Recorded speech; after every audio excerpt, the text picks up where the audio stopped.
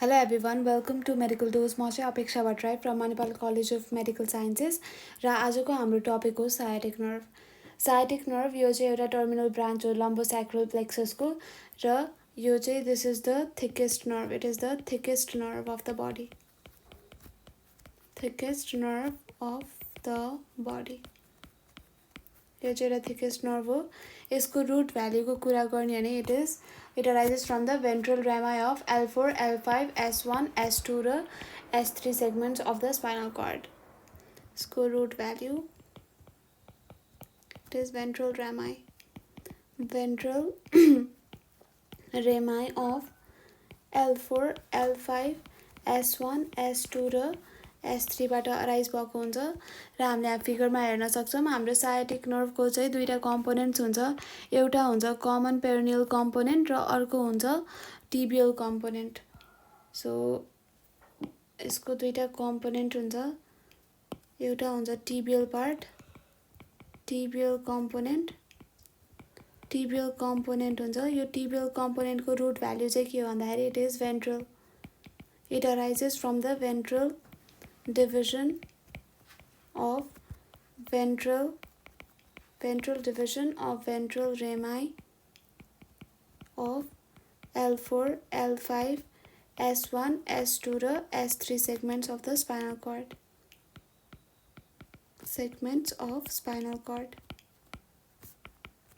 यो चाहिँ भयो टिबियल कम्पोनेन्ट र अर्को कम्पोनेन्ट कुन थियो भन्दाखेरि it is common peroneal component.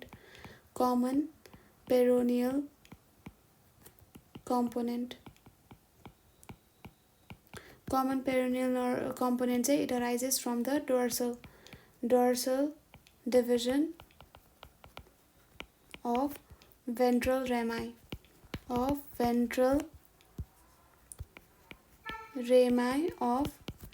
L4, L5, S1 and S2 segments of the spinal cord.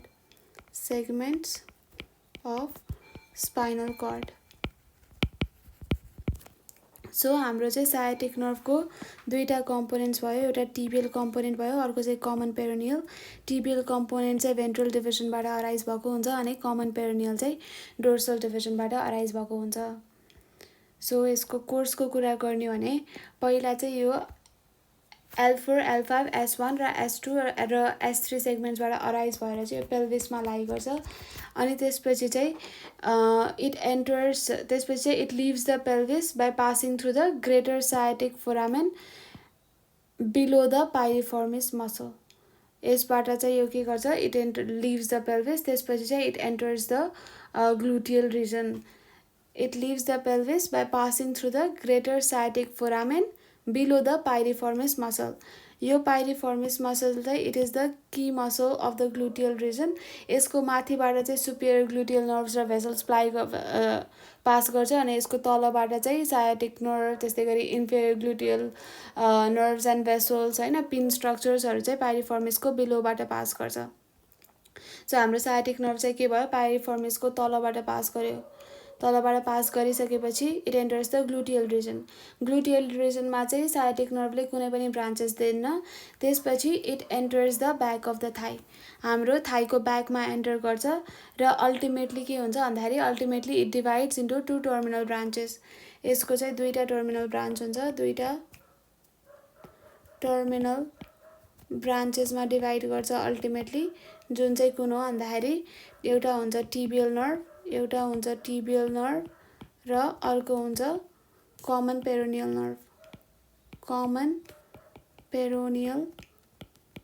Nerve. So अब जाम हाम्रो टिबियल नर्भको ब्रान्चेसहरूको तर्फ. Branches of sciatic nerve. हामीले माथि भनिसकेछौँ हाम्रो सायटिक नर्भको चाहिँ के थियो, सुरुमै दुईटा कम्पोनेन्ट्स थियो. एउटा थियो कमन पेरोनियल र अर्को थियो टिबियल कम्पोनेन्ट. सो एउटा थियो हाम्रो टिबियल पार्ट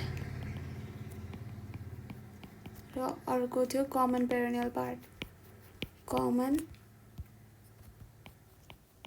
पेरोनियल पार्ट।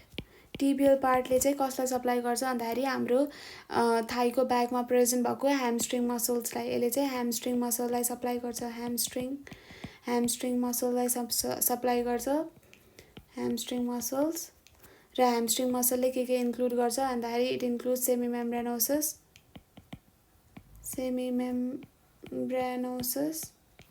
त्यस्तै गरी अर्को मसल हो सेमिटेन्डिनोसिस। सेमिटेन्डिनोसिस। long head of biceps, long head of bicep femoris. Short head चाहिँ it is not included in the hamstring part. Short head चाहिँ it is supplied by the common peroneal part है, the short head of bicep femoris. त्यस्तै गरी अर्को छ hamstring part of adductor magnus.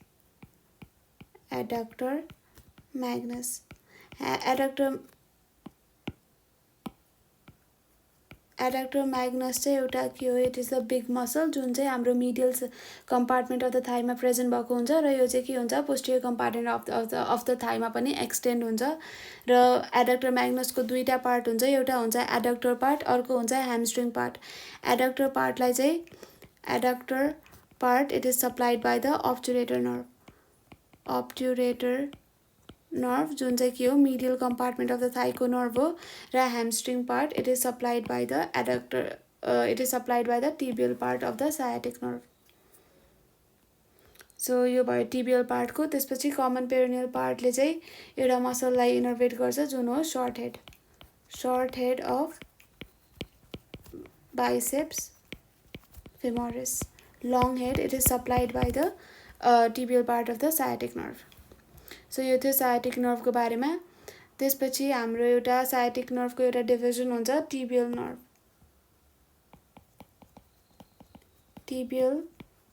यो चाहिँ एउटा टर्मिनल डिभिजन हो। दुईवटा डिभिजन हुन्छ, एउटा टिबियल र अर्को कमन पेरोनियल है। फर्स्टमा चाहिँ टिबियल नर्भको रुट भ्याल्यु चाहिँ इट इज माथि भनिसकेछौँ हामीले। टिबियल नर्भको root value it is ventral division of ventral rami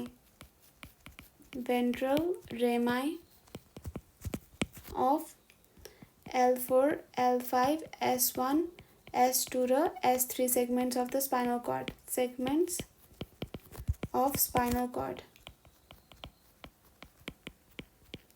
र यो चाहिँ एउटा के हो, it is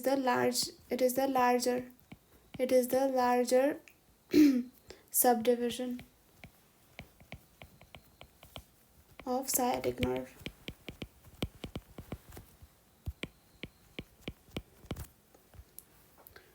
So tibial nerve it is the larger subdivision of the sciatic nerve। यहाँ फिगरमा हेरौँ sciatic nerve चाहिँ के भएको छ, it divides into एउटा चाहिँ laterally जाने सानो subdivision it is the common peroneal nerve। त्यसपछि चाहिँ अर्को हुन्छ thick वाला larger वाला चाहिँ it is tibial nerve। पहिला चाहिँ यो हाम्रो popliteal fossa हो back of the knee मा present भएको diamond shaped depression।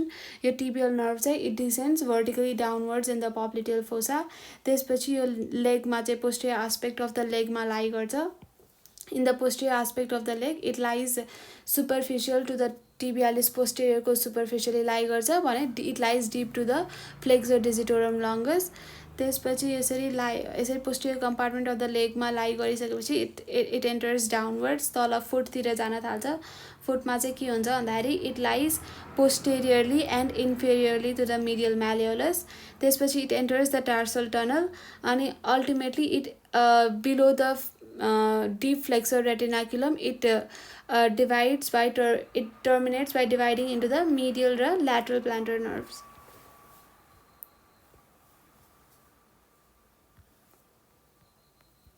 सो यो थियो tibial nerve को कोर्स जुन चाहिँ mainly posterior compartment of the leg मा लाई गर्छ। र यसको ब्रान्चेसहरु हेरौँ है त। अब branches of tibial nerve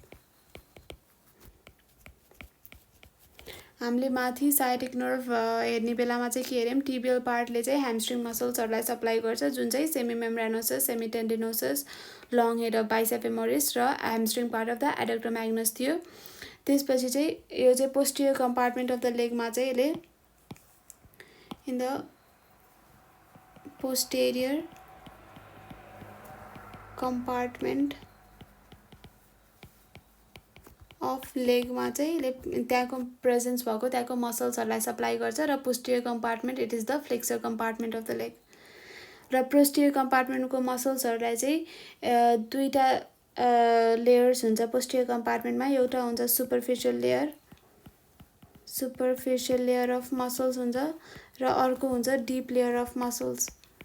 deep layer हुन्छ मसल्सको। सुपरफिसियल लेयरमा चाहिँ कुन कुन मसल इन्क्लुड हुन्छ भन्दाखेरि there is medial head and lateral head of gastrocnemius,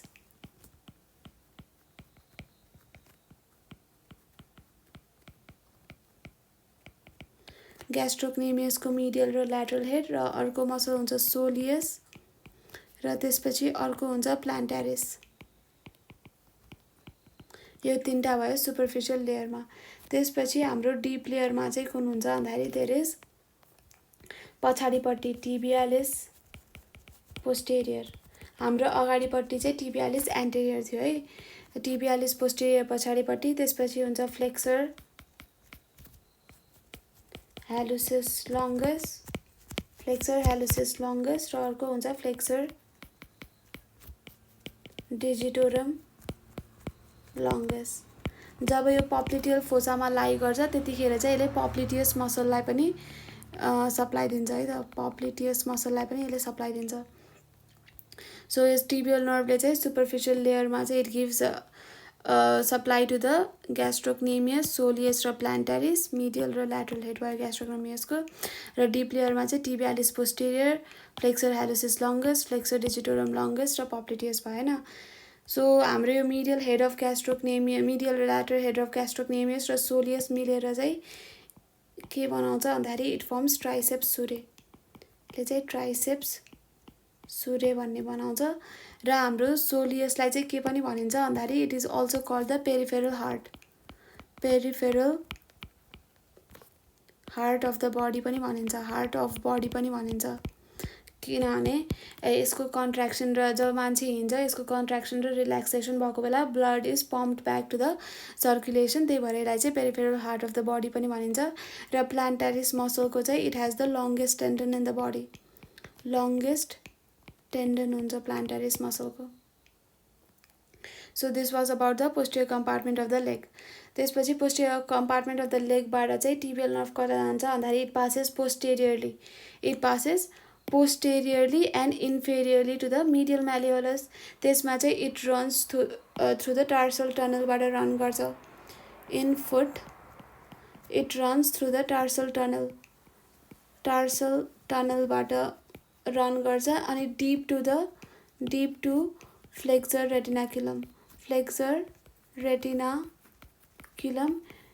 यो चाहिँ के हुन्छ, it divides into two parts, दुईवटा पार्टमा डिभाइड हुन्छ। त्यो मिडियल प्लान्टर नर्भ र अर्को हुन्छ ल्याटरल प्लान्टर नर्भमा डिभाइड हुन्छ। मिडियल प्लान्टर र ल्याटरल प्लान्टर यो दुईटै नर्भ मिलेर चाहिँ हाम्रो केलाई सप्लाई गर्छ भन्दाखेरि it supplies the muscles in the sole of the foot, it supplies muscles in sole of फुटमा पनि चारवटा लेयर हुन्छ मसल्सहरूको, जसको चाहिँ डिफ्रेन्ट भिडियो छ है त सोल अफ द फुटको मसल्सहरूको बारेमा। यो भयो हाम्रो मोटर सप्लाई भयो in the posterior compartment of the leg, र फुटमा चाहिँ it supplies the muscles in the sole of the foot. त्यसपछि हाम्रो हुन्छ क्युटेनियस सप्लाई, सेन्सरी